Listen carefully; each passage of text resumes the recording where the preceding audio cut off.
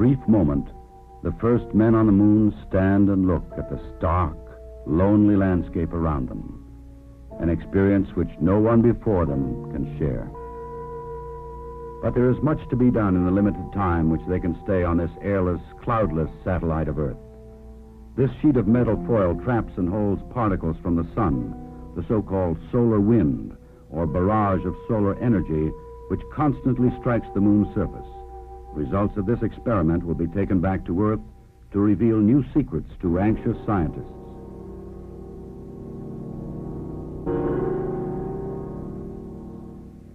An American flag is left behind on the moon, together with medals honoring American and Soviet spacemen who lost their lives in earlier space tests, and a small disc carrying messages of goodwill from 73 nations on Earth.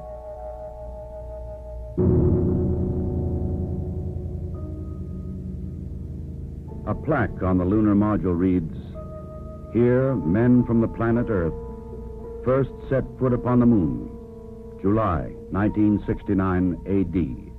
We came in peace for all mankind." Through a specially made television camera, viewers in many nations on Earth were able to watch the astronauts as they walked and worked on the moon. Despite the bulky spacesuits and the backpacks containing oxygen, temperature control, and communications equipment, the Apollo 11 crew found they could move easily about the surface.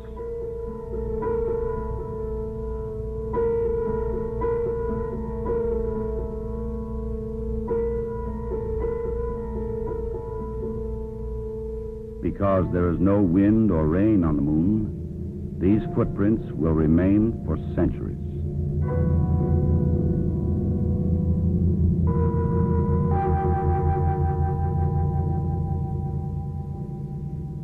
In addition to collecting rock and soil samples, the explorers leave behind a seismometer. This highly sensitive device would send back valuable information on external meteoroid impacts, as well as internal lunar movements.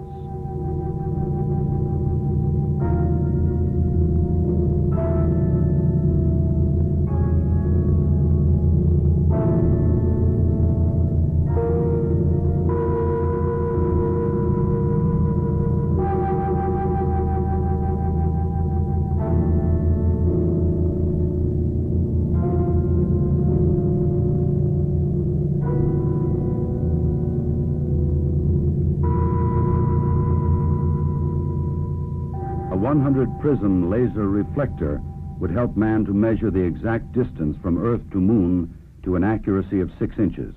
These were the first of many experiments which will be taken to the Moon to provide man continuing and increasing knowledge about the Moon and the vastness of space beyond. After 2 hours and 31 minutes, the first lunar explorers had completed their research on the Moon. A night of rest in the lunar module, countdown preparations, and they were ready to come home. Tranquility Base, Houston. Guidance recommendation is pings, and you're cleared for takeoff. Roger, understand. We're number 1 on the runway. 7, 6, 5, wait stage, engine arm ascent.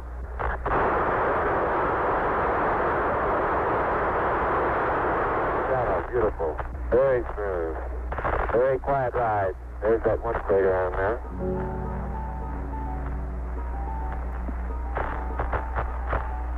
1,000 feet high, 80 feet per second vertical rise. Eagle Houston, you're looking good at 2. Ping, zags, and missed in, all agree. We're going right down US 1. Eagle Houston, going right down the track. Everything's great. Horizontal velocity approaching 2,500 feet per second. Roger. Some 120 miles to go until insertion. July 21st. The Eagle and its 2-man crew lifted off the Moon perfectly and climbed slowly to rendezvous and dock with the mothership, Columbia.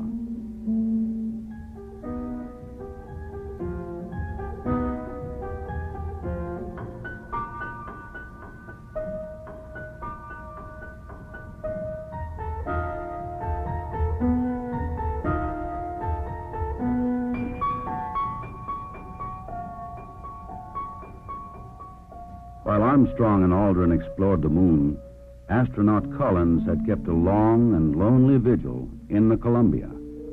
The approaching Eagle was a welcome sight.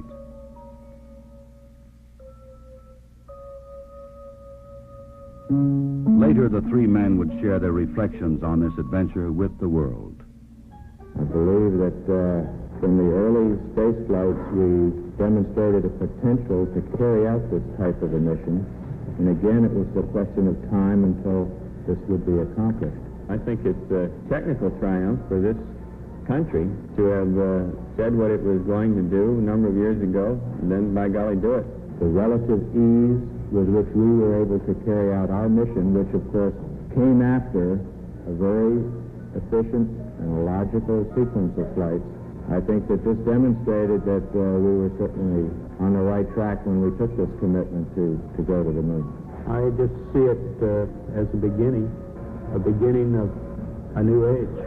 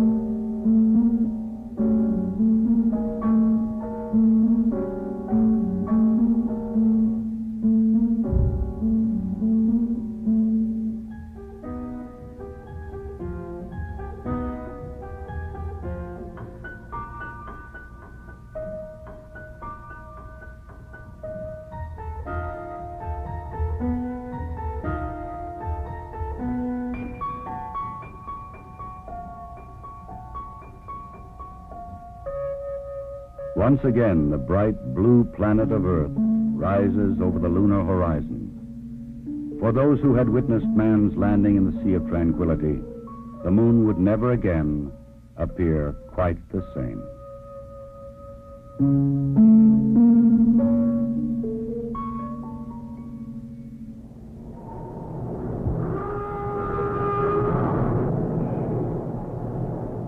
July 24th, dawn in the Pacific. Apollo blazes across the heavens, coming back to Earth at 25,000 miles an hour.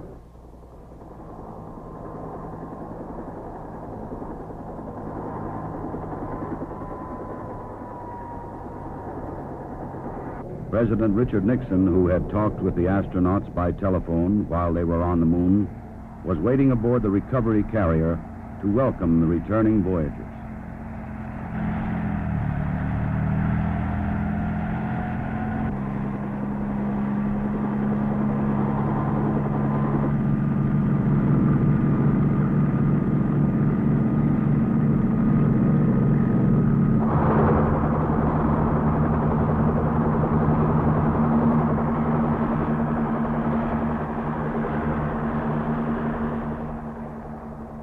The President later expressed the nation's response to this historic mission.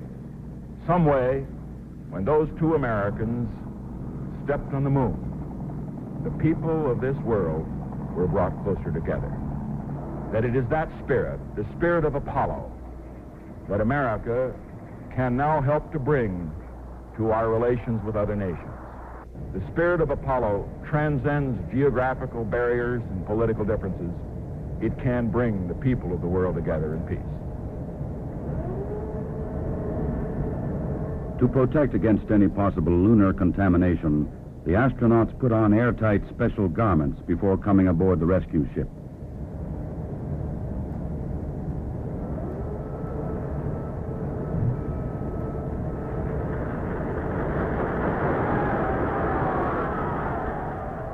they transferred directly from the helicopter to a mobile quarantine van, in which they would be flown back to the Manned Spacecraft Center in Houston, Texas.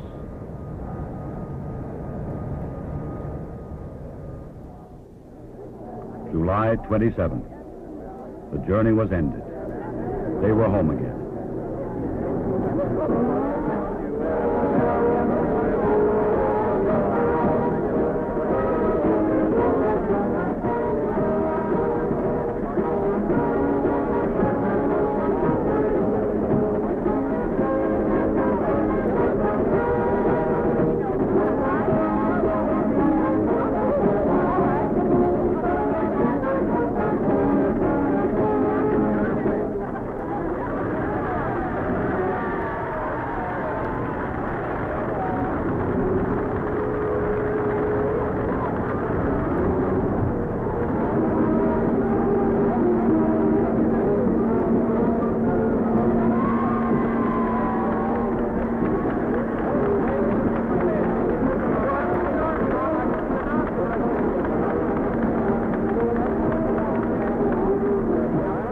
Ahead lay 3 weeks of isolation, medical tests, and mission debriefings.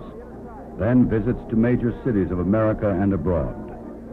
The details of their unique mission would be relived and remembered so that others might learn what they had learned, and that future travelers in space might build upon their experience.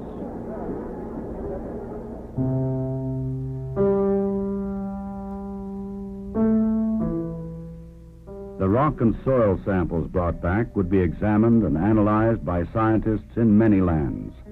They would reveal new insights into the origin and the age and the composition of the moon, and perhaps new knowledge of the Earth as well. Already experiments left on the moon were sending back revealing new information.